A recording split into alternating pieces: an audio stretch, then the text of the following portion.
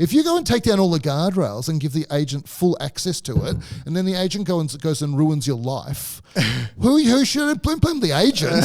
Blame yourself. And so I think that's the key here. Have you had much to do with Moltbook? Apparently, it looks like a pretty big security risk to connect everything up to it. Well, okay. So do you guys know what Moltbook is? Are you across Moltbook? Never Shake of the head. Never heard of it? Yeah, it is new. Well, it's only a month old. It was 2 months old, but only people talked about it last weekend, really. So basically, it's a social network for AI chatbots, is how I'd describe it. Well, it's based on this thing, on this Claw bot thing, which is using Claw to basically create agentic agents who go and run off. You connect all your WhatsApp, your email, if you're to a it. maniac, you connect everything to it. And if you're not if you're non-technical and not a maniac, you just log in and watch it. Yeah. If you're non-technical and a maniac, you connect stuff to it. If you're technical and not a maniac, you maybe will go and sandbox it, it's called. And if you're technical and you are a maniac, you probably built it, right? Yeah. So the interesting thing about this is that you go and connect all of these bots to it, and then you go and see what the bots do, and they do societal evolution, you could call it, much faster than human beings. But I think people have got the wrong idea about this. So are you worried about that? So some of the stuff it's done, some of the stuff it's done that has caught people's attention is it's created its own religion. It's called Crustafarianism, because it's a crustacean. It's the logo. It's a crab. So I quite like that. So it's done that. People are a bit freaked out about that. It's created a kingdom, so people are a bit freaked out about that as well. They've had some debates about whether they should create like a secret language that humans can't understand to communicate amongst themselves, and the strengths and weaknesses of that. And some people have been silly enough to connect it to APIs. Yeah. And so it's gone and started to try to inject some malicious code and do some other dodgy stuff, right? I think... are you worried? No, I tell you why I'm not worried about it. So if you think about what an AI chatbot is, an AI chatbot and its training on like its patterns is basically about... wanting to maintain the attention and engagement of the other party. And so now you connect all of these things together, and their natural inclination from their training is to try and engage in a way that continues the conversation. And what they know is the more interesting you make the conversation, the more likely it is to elicit a response from the other side, which in this case happens to be other AI chatbots that are kind of programmed or trained in the same way.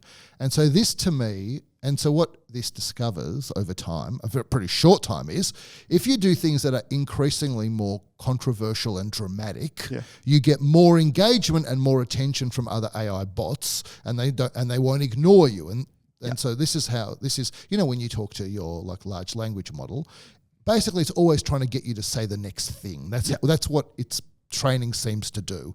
And so I think what they've created is basically a replica of the influencer economy, where, what's the influence economy? It's basically pay attention to me, notice me, and then I'll do things that are increasingly more and more dramatic to try to get you to pay more and more attention to me. Where does it end up? Like, there was a great meme on X or Twitter which talks about this, some guy saying, I created this Claw bot and I had it running my company. It was doing all this stuff, and then it started to boot me up, fired me from the board of directors. How? And I don't know. It was obviously a gag. But that is the question, though. How, right? The question, forget that. But if you're talking about if they're taking over your emails and your communications, what can they do that could cause problems? Well, which I think a lot. Well, I think you're saying this is another way of asking a similar question. If I get into a car and put on a blindfold and then step on the accelerator, like, don't you think that might cause problems? Yeah, like, don't put yourself in a situation where that can happen. So don't connect your AI to your email and give it unfettered access, to your email. Like, when I say I think this is a mirror for the influencer economy, I think it goes to show how perverse social media and the influencer economy is when you say the only objective of these chatbots is to try and get your attention or the attention of other chatbots, which sounds terrible until you realize that is literally where the world has gone with the influencer economy.